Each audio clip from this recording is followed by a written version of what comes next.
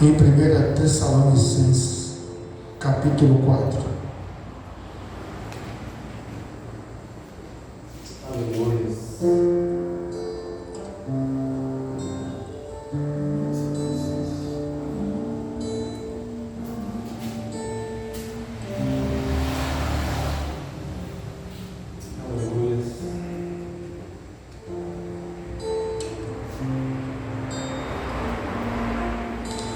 Primeira Tessalonicenses, capítulo 4.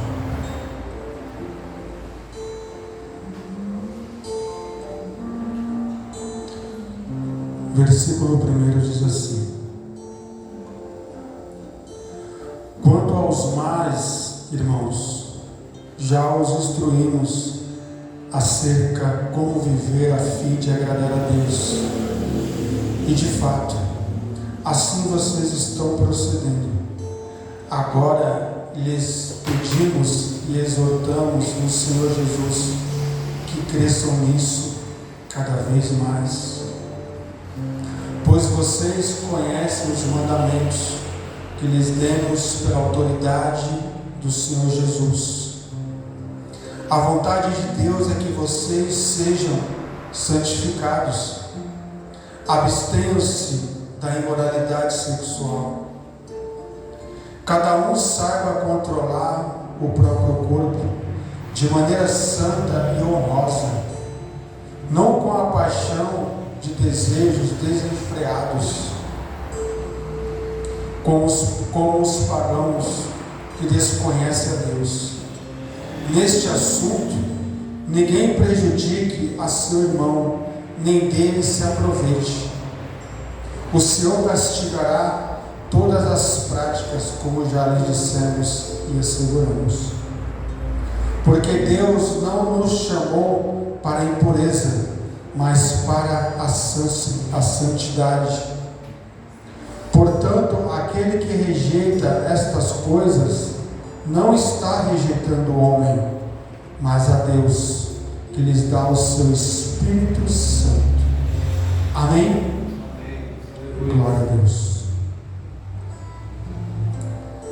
Irmãos, queria trazer uma mensagem que o Senhor colocou no meu coração sobre 3 caminhos que falam aqui nessa carta de Paulo aos Tessalonicenses. E nessa carta eu assemelho essa carta em relação à vida cristã como se fosse uma caminhada. E dentro dessa caminhada eu queria listar 3 fatos que está dentro desse texto que nós lemos. É um texto expositivo que fala sobre o caminho da santidade, o caminho da harmonia, ou seja, do prazer, e o caminho da honestidade. É onde Paulo fala nessas cartas. E eu queria falar um pouco sobre isso, sobre a vida cristã, sobre a caminhada do cristão. E eu queria dizer que Paulo, ao escrever essa carta aos Tessalonicenses, Paulo se encontrava em Atos dos Apóstolos, no capítulo 17. Ele tinha sido convidado por Timóteo a estar nessa cidade.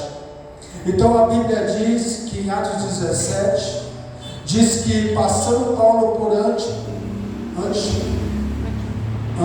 Antípolis e Apolônia, chegaram a Tessalônica, onde havia uma sinagoga de judeus. E a Bíblia diz então que Paulo ele visita aquela cidade, visita ali o irmão Timóteo, ao qual ele tinha feito o convite de estar com eles. Então Paulo se dirige àquela cidade para conhecer os irmãos que ali se encontravam, os irmãos que se faziam presentes naquele lugar. Então Paulo, quando chega naquele lugar, ele se depara que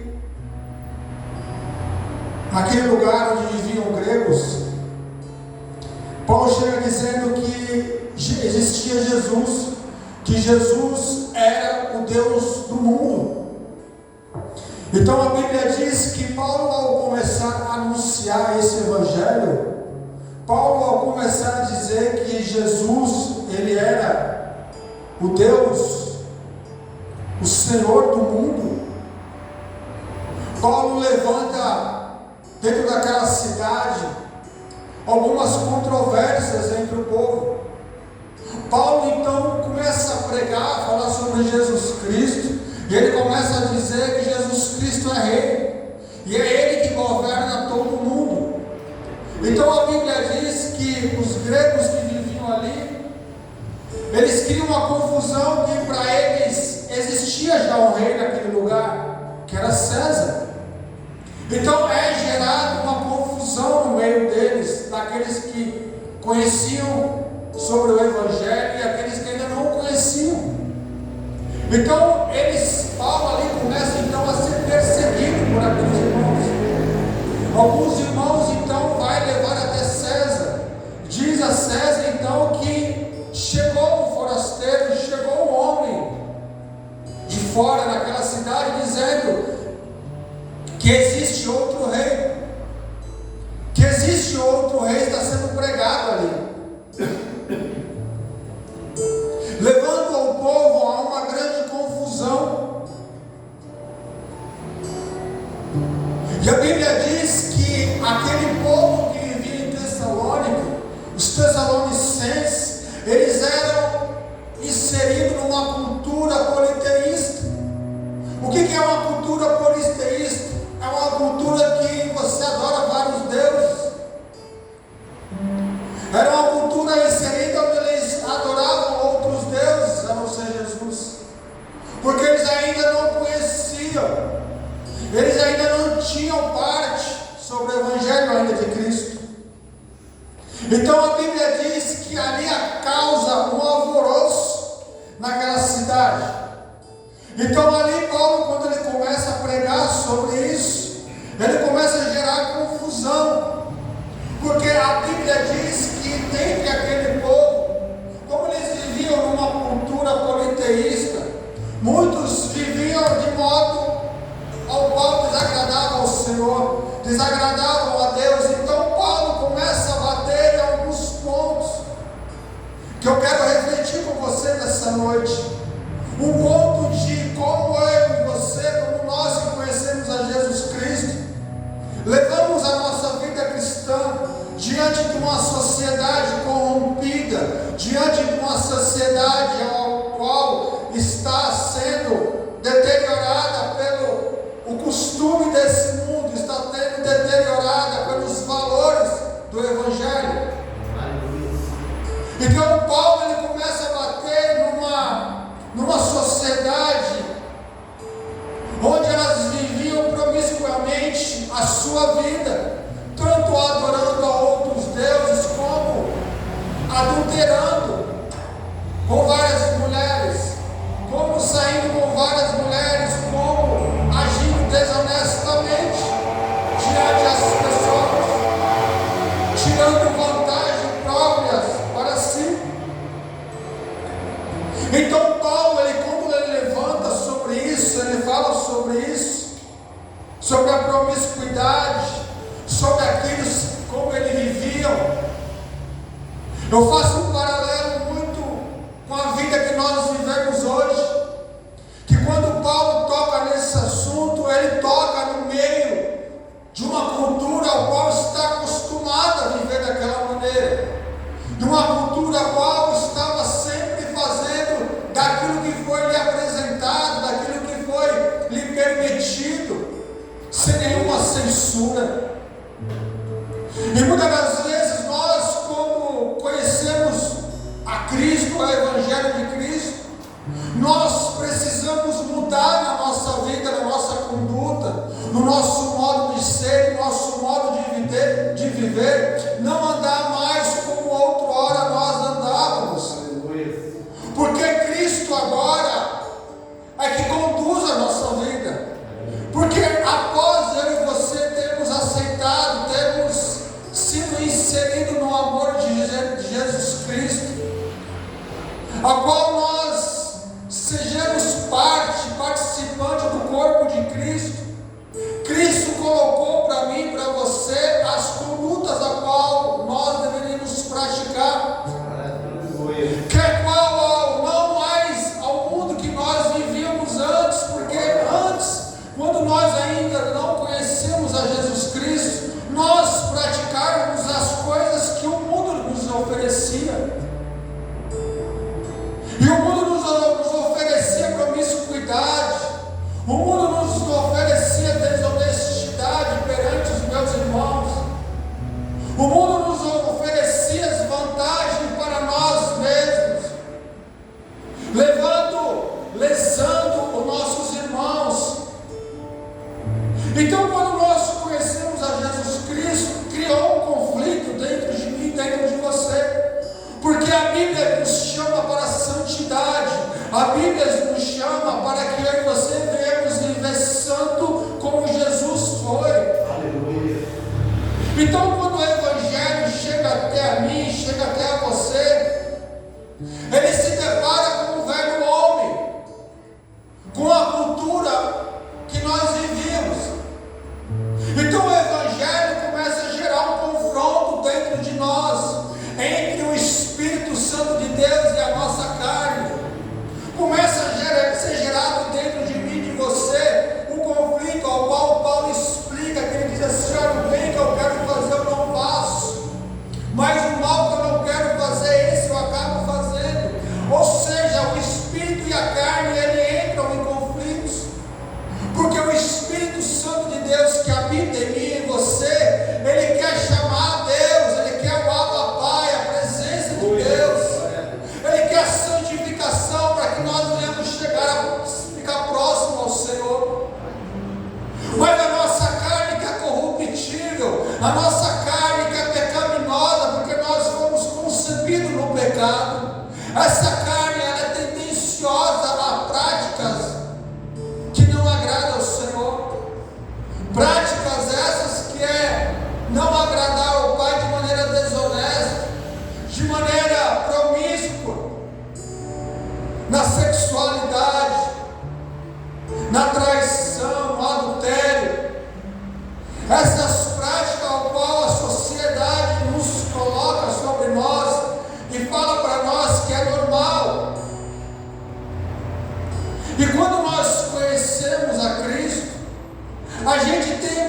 nós temos que nos adequar à palavra de Deus, nós temos que nos adequar conforme Cristo andou na terra. E não foi diferente com o povo de Tessalônica, da mesma maneira não está sendo diferente comigo e com você. Nós estamos apresentando a uma sociedade pecaminosa, a uma sociedade que não tem o Evangelho como seu princípio, dizendo a eles que Ele é santo. E quando nós dissemos isso, quando nós apregoamos a palavra do Senhor, quando nós levamos as boas novas de Cristo, o que nós estamos dizendo para Ele? Que nós devemos ser santos como Ele foi. Porém, a Bíblia diz que ao qual nós revelarmos isso, a sociedade vai olhar para mim, para você, e vai ver se realmente eu vivo aquilo que eu prego. Eles vão nos confrontar se aquilo que nós dissemos é aquilo que nós estamos realmente almejando e alcançando. Então haverá conflito entre a sociedade e o Evangelho, sempre vai existir, porque o Evangelho ele busca a santidade, o mundo busca a promiscuidade. Só que quando eu e você decidimos por nossa livre vontade de seguir o Evangelho, nós não fomos enganados por Jesus. Nós não fomos enganados por Ele, porque Ele disse: olha, vós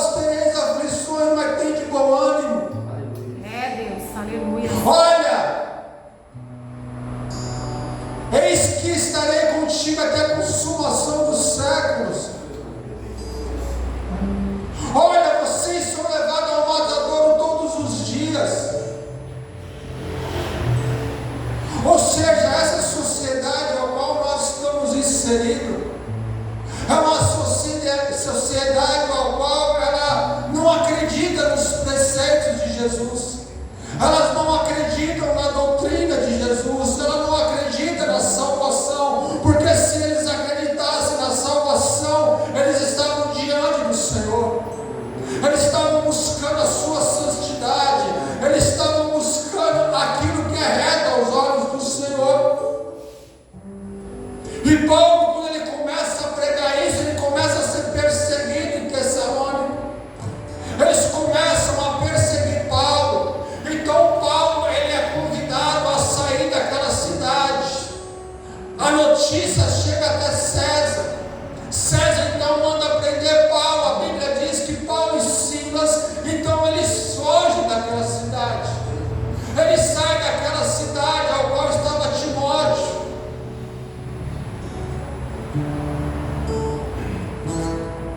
Uma cidade que não aderiu àquilo que Paulo estava pregando, não conseguiu enxergar, não conseguiu ver a mensagem do Evangelho como a única solução para eles, para as suas vidas. Paulo, então, dentro desse texto que nós lemos, que nós vamos, queria que você ainda continuasse com a sua Bíblia aberta e lesse comigo alguns versículos, para que você possa entender do que Paulo está falando.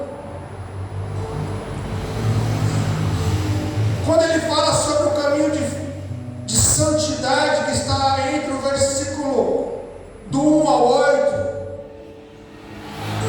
que é o qual nós lemos, Paulo diz no versículo 3: a vontade de Deus é que vocês sejam santificados.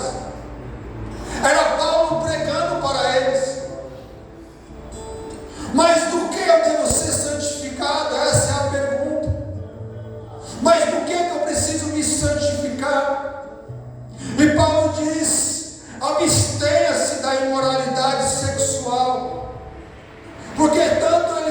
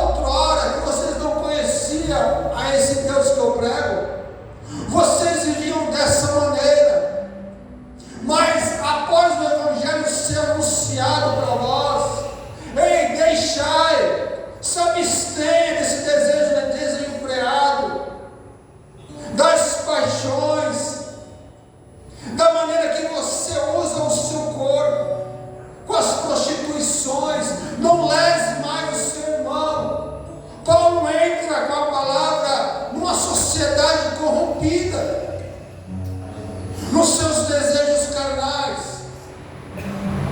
Paulo então ele entra em um assunto que muitas das vezes não é aceito pela sociedade, que quer viver no pecado.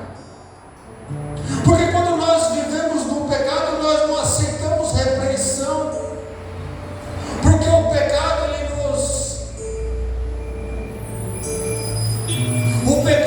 nos traz uma sensação de prazer momentânea boa.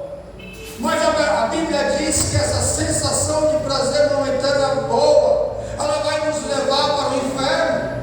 Ela vai nos levar a um caminho ao qual não foi que Deus preparou para nós. Ela vai nos levar a um caminho de escuridão, de tristeza, de desânimo.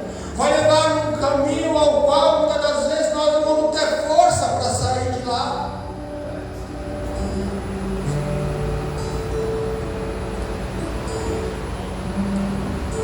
No versículo 7, Paulo diz assim: porque Deus não nos chamou para a impureza, mas para a santidade. Olha o que Deus está dizendo para mim e para você. Deus nos chamou eu e você para viver segundo os preceitos desse mundo. Deus chamou eu e você para viver em santificação e santidade. O que é viver em santificação? É se santificar de todos os dias, é errar menos todos os dias, é buscar a perfeição em Cristo todos os dias. Nós somos pecadores, mas Deus diz: buscar a santidade a todo tempo. Aí ele diz assim, porque o povo ele rejeitou a mensagem de Paulo.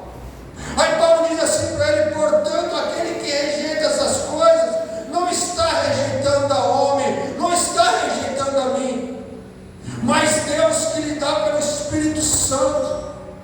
Ou seja, quando nós falamos, pregamos a palavra de Deus, o Evangelho de Cristo, e aqueles que vivem na prática de impureza, de adultério, de desonestidade, e ele não aceita a palavra ao qual nós pregamos, ele não está rejeitando eu e você, ele está rejeitando a Jesus, ele está rejeitando a Deus. Ou seja, ele está dizendo: olha, eu não quero viver isso, eu quero continuar na minha prática, eu quero continuar na minha prática de pecado. Então a Bíblia diz que é assim que o mundo que está lá fora, é assim que o mundo olha para mim e para você, porque não dá para que eu e você venhamos viver nesse mundo sem pregar a luz do Evangelho, sem pregar a verdade. E quando eu e você pregamos a verdade, você vai trazer conflito para quem não vive a verdade. Você vai tocar em pontos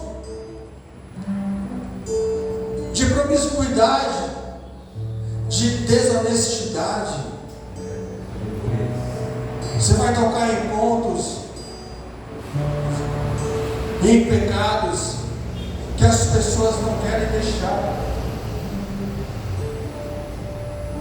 Aí ele diz assim: mas existe também um outro caminho, que é o caminho da harmonia. O que seria o caminho da harmonia? O caminho do prazer, da alegria. Aí no versículo 9 ele diz: quanto ao amor fraternal, não precisamos escrever-lhes, pois vocês mesmos já foram ensinados por Deus a se amarem uns aos outros. E de fato, vocês amam a todos os irmãos em toda a Macedônia. Contudo, irmãos, insistimos com vocês que cada vez mais assim o prossigam. Então ele quer dizer o seguinte: olha, para vocês que estão exercendo, que estão vivendo um caminho em harmonia, de prazer, honesto, vocês que estão vivendo em santificação, nisso eu já vos percebi, porque vocês foram ensinados por Deus, e vocês amam uns aos outros. Aí ele diz assim: mas eu insisto que vocês assim prosseguam cada vez mais e mais.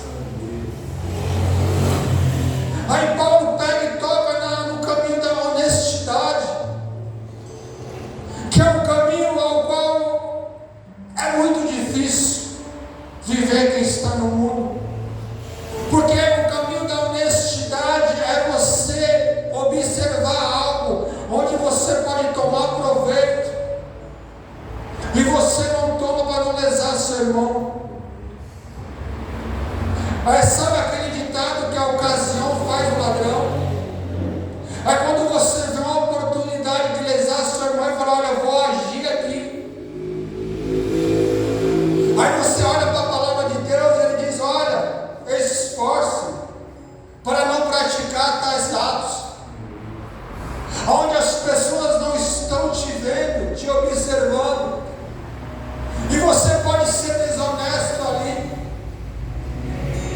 mas por nós conhecermos a Cristo, a gente vai ter a oportunidade, porque vai acontecer, mas o Espírito Santo de Deus que habita em mim e em você vai dizer não para aquilo. E quando você traz a santidade, a santificação para aqueles que são desonestos, eles vão viver um conflito dentro de si, porque eles vão ter a oportunidade de algo ilícito lhe favorecer, e eles não vão poder praticar segundo a vontade de Deus. Então é muito difícil você viver no caminho de honestidade, viver no caminho de honestidade, você fazendo aquilo que é reto diante do Senhor. Viver no caminho de honestidade, irmão, é quando você vai numa padaria e a moça do caixa te dá um troco errado, e você pega o troco, vai ser da padaria e olha que ela errou, te deu dinheiro a mais, e você volta lá e fala assim: olha, moça, você me deu dinheiro a mais. Isso é honestidade, isso é você andar segundo os preceitos de Deus. Isso eu estou falando de algo simples. Honestidade é você fazer aquilo que não lesa seu irmão. Honestidade é você praticar atos independente daqueles que estão te observando.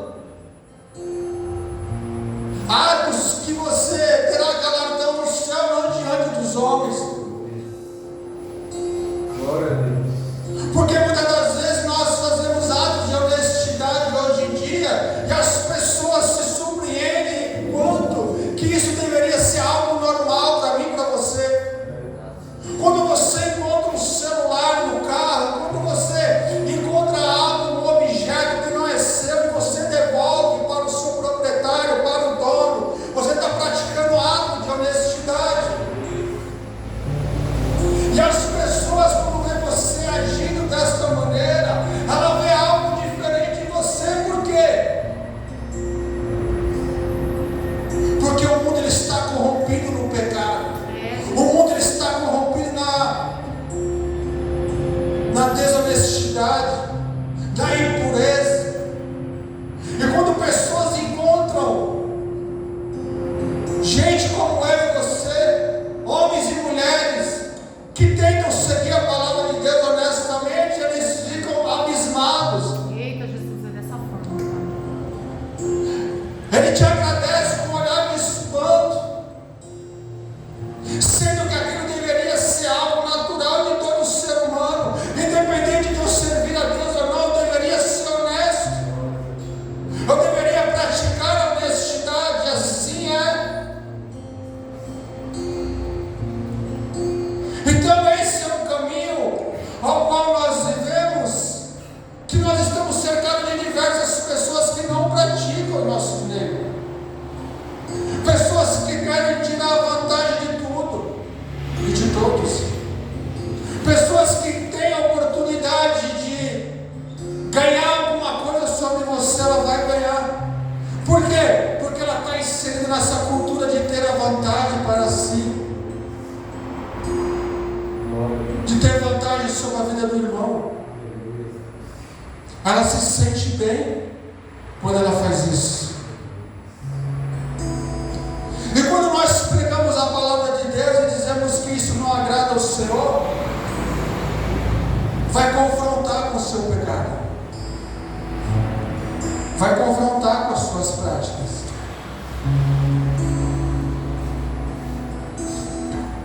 Aí ele diz assim no versículo 12. No versículo 11 diz assim: esforcem-se para ter uma vida tranquila, cuidar dos seus próprios negócios e trabalhar com as próprias mãos, como nós os instruímos, Versículo 12: a fim de que ande decentemente aos olhos dos que são de fora e não dependam de ninguém. O que ele está dizendo para mim e para você: olha, ande dessa maneira, a fim de que ande decentemente aos olhos do que estão de fora. Quem que estão os de fora? Daqueles que estão no mundo. Os de fora são aqueles que não conseguem praticar o que você praticamos. Os de fora são aqueles que olham para mim e para você e dizem: isso é loucura. Os de fora é aqueles que olham para nós e falam assim: como ele e como ela conseguem viver assim? Como ele e ela podem ter somente uma mulher? Como ele e ela podem ter somente um marido? Se a cultura, a sociedade diz outras coisas. Como que ele consegue viver na sua vida sem ter vantagem nenhuma, levar vantagem sobre ninguém? É isso que a sociedade tem, é isso que eles agregaram para si. E quando eles olham para mim e para você, por isso que eles nos observam, eu e você, porque agora não somos nós, mas nós falando da palavra de Deus. Não somos mais eu e você, agora é Jesus Cristo que está sendo falado sobre a minha boca e sobre a sua. Todas as condutas ao qual eu e você pratiquemos, querido, não é mais somente a minha conduta e a sua, é a de Jesus Cristo sobre as nossas vidas. Por isso que ele diz assim: olha, cuidado com o testemunho com os de fora, e ai daquele por onde vier o escândalo. Por isso que muitas das vezes nós batemos firme, nós pregamos a verdade, nós buscamos a santificação, como a palavra diz: ser santo porque eu sou santo. Por isso que a Bíblia de Gênesis e Apocalipse, ele fala sobre santificação, sobre nós buscarmos ao Senhor, nos purificarmos, sermos limpos. Por que ele diz: aquele que seja limpo, se limpe mais? Porque quando nós viemos do pecado, como nós ainda não o conhecíamos, e nós passamos a conhecer, glória a Deus, aleluia. nós temos que limpar as nossas vestes. Quais são as nossas vestes, pastor? As vestes do adultério, do alcoolismo, das drogas, das desonestidades. Essas são as vestes ao qual nós vestíamos. Meu Deus. As vestes dos vícios que nós tínhamos. Essas são as nossas vestes sujas ao qual nós tínhamos outrora. E da mesma forma que Paulo foi pregar aos Tessalônicos, nós fomos apresentados a um Deus chamado Jesus Cristo, que disse que Ele é santo, que não foi encontrado nenhuma sombra de pecado sobre a sua vida. Glória a Deus. Foi entregado ao matador como uma ovelha muda e calada. Esse andou no meio dos pecadores, comeu com ele. Esse influenciou gerações, influenciou a sua geração, nos influenciou e vai influenciar até a sua volta. Aleluia. E quando nós temos um encontro com Ele, não é, como que eu posso dizer, não é correto que nós venhamos, ainda temos as nossas vestes do passado. Não faz sentido para mim e para você estar diante dele ainda praticando as coisas passadas.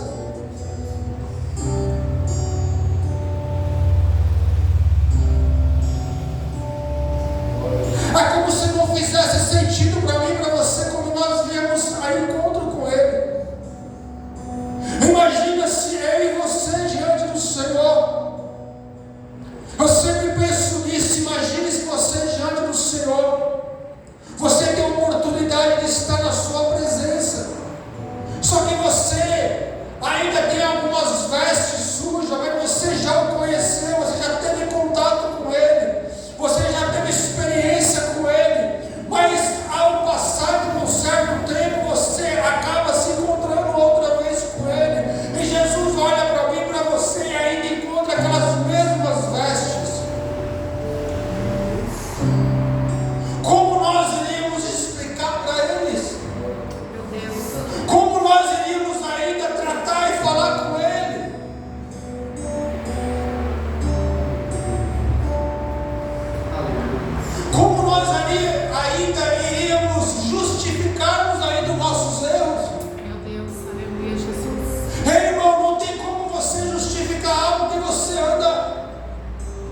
errado. Ou seja, a Bíblia diz que Ele não levará o tempo da nossa ignorância. Glória a Deus por isso. Mas a Bíblia diz que a partir do momento que eu e você descobrimos qual é a verdade, que eu e você sabemos qual é o correto, a partir dali, se você continuar praticando, você não está mais na desinformação. Você está praticando os seus pecados, as suas vestes ainda continuam sujas. Aleluia. Glória a Deus.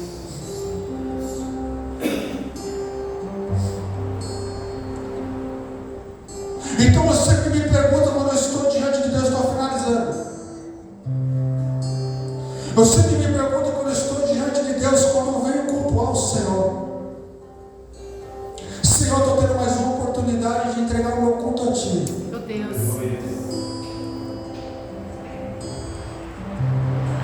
Eu tenho oportunidade, Senhor, de estar diante de Ti mais uma vez. E se nós acreditamos que Jesus está aqui, ainda continuamos com as nossas mesmas práticas errôneas, não diante dos homens, diante de mim, mas diante de Deus. É como se você ouvisse, entrasse no ouvido e saísse pelo outro. É como se a palavra de Deus não tivesse penetrando no seu coração e permanecendo. Você entende quando você repreende o seu filho e fala assim: olha, não é mais para você fazer isso. Por que, pai, que era mais para eu fazer isso? Porque se você continuar praticando isso, você uma hora vai se dar mal. Sabe quando o seu filho é pequenininho, ele coloca a mão na tomada? E ele coloca a primeira vez, ele toma um choque. Aí você fala: olha, não faz mais isso. Porque se você fizer isso, vai poder tomar um choque até morrer. Não faça mais. E aí você instrui ele, ensina ele. Aí passado um certo tempo ele está lá querendo enfiar a mão no meio da tomada outra vez. Ou seja, a instrução que você deu, quando você entrou no ouvido dele, saiu pelo outro. O pai já corrigiu. O pai nos corrige todos os dias. Aí quando nós estamos diante de Deus, ou seja, quando eu e você estamos aqui, nós estamos dizendo, eu e você, principalmente vocês que estão nas cadeiras, vocês não estão diante de mim, somente do homem. Você está diante daquele que está revelando a sua palavra para nós. Aleluia. E não sou eu, é Deus que está falando. Aleluia, Deus. Aleluia, Jesus. Porque eu estou pregando a palavra de Deus. Glória a Deus. Aleluia, Pai. Então quando eu e você chegamos até a Ele, não tem mais justificativas. Ou seja, ou você cessa os seus erros. Por isso que ele diz assim: olha, antes de você entregar a sua oferta no altar, se você lembrar que você tem alguma rixa com o seu irmão, alguma coisa que você tenha que resolver com o seu irmão, ei, não entrega a oferta ainda não, vai lá, se conserta com ele. É, Jesus. Depois você vem aqui e entrega a tua oferta. Sabe o que Deus está dizendo para mim, para você? Eu quero você aqui sem reservas. Eu quero você aqui limpo. Aquilo que isso já foi ensinado, não pratique mais. Se é desonestidade, não seja mais desonesto. É desonesto com você mesmo, irmão. Nós sabemos onde nós somos desonestos com nós mesmos. Aleluia. Nós somos desonestos quando nós, sabe quando, eu vou deixar algumas ilustrações assim, para você entender. Nós somos desonestos quando nós falamos para o nosso irmão: olha, eu estou orando 30 minutos e você não está orando nem 5. Você está sendo desonesto com você mesmo. Meu Deus. Olha, eu estou lendo a Bíblia todos os dias, você não lê nenhum versículo sequer. Você está sendo desonesto não é com o seu irmão, você está sendo desonesto com você mesmo. E a Bíblia diz que nós devemos não ter essa mais desonestidade. Ou seja, nós não estamos mais mentindo para o homem, nós estamos diante dele. Diante dele não existe mentira, porque tudo ele sabe. E foi desta maneira que Paulo, foi expulso daquela cidade. Paulo saiu daquela cidade porque os gregos não aceitaram que existia outro rei. Eles não acreditavam, eles não queriam acreditar que existia outro rei além de César. Paulo então ele sai daquela cidade, ele se desce. Mas ali a Bíblia diz que Paulo expõe os seus erros. Paulo expõe para eles a imoralidade deles. Paulo expõe a eles o caminho ao qual eles deveriam seguir. Porque muitas das vezes, querido, não basta somente eu expor. Não basta eu dizer aonde está o pecado. Oh, Jesus. Muitas das vezes não basta somente nós dizermos, olha, é esse o pecado, mas você dizer como vencer aquele pecado. E é isso que Paulo estava dizendo para ele. Vocês precisam vencer o pecado que existe dentro de vocês, que vive entre vocês. E o que Deus está trazendo para mim e para você essa noite é para que eu e você venhamos observar os caminhos ao qual nós estamos traçando para nossas vidas. Quando ele fala sobre imoralidade, sexualidade, isso aí está em Mateus capítulo 5, versículo 17 até o 32. E no 19, do 1 até o 12, eu quero me estender. Você vai ver a prática do Sermão do Monte, em Mateus, quando ele fala de todas as práticas de um cristão. Você quer saber como é que você deve andar perante a Deus? Lê Mateus capítulo 5. Lê o Sermão do Monte inteiro, que ele vai te dar instrução como você deve seguir, como você deve se comportar diante dessa sociedade ao qual nós estamos vivendo hoje. Então lembre-se sempre de uma coisa, querido: quando você vem para o culto, você não vem ver pessoas, você vem ver o Rei dos Reis, o Senhor dos Senhores neste lugar. Quando você tem a oportunidade de estar aqui diante dele, você não está diante de uma pessoa somente, você está diante daquele que pode trazer uma palavra para transformar a sua vida. E Deus, quando traz uma palavra para transformar a sua vida, Ele quer ver mudança. Quando Deus ensina algo para mim e para você, Ele quer que nós venhamos aprender. Por que nós temos que aprender? Porque quando eu e você aprendemos, nós não praticamos mais o que é errado. Uma vez que eu sei que furar o farol fechado vai me render 7 pontos e uma multa de 300 e poucos reais, isso vai fazer com que eu pare todas as vezes que o farol ficar fechado. Porque eu aprendi, se eu cruzar o semáforo, eu vou tomar uma multa de 7 pontos na carteira. Quando Jesus fala assim, deixa o pecado da imoralidade, deixa a desonestidade, Deus está dizendo assim: toda vez que você pratica, você está esquecendo os meus ensinamentos. Meu Deus. Toda vez que você pratica aquilo que você deve corrigir, continua com eu, é como se você não estivesse me ouvindo. Sabe o que Deus está dizendo? Eu e você somos muitas das vezes como o povo de Israel, temos a cerviz dura, o coração duro onde não aceita a repreensão, onde não aceita conserto. E Deus só pode agir no coração, querido, onde Ele aceita conserto, onde o coração não é mais de pedra, é de carne. Aleluia. Onde o coração está disposto em obedecer. O coração que está disposto a obedecer, o coração que está disposto a ver Deus trabalhar nas nossas vidas. Amém? Aleluia. Fique de pé, que Ele ora por você. Em nome de Jesus.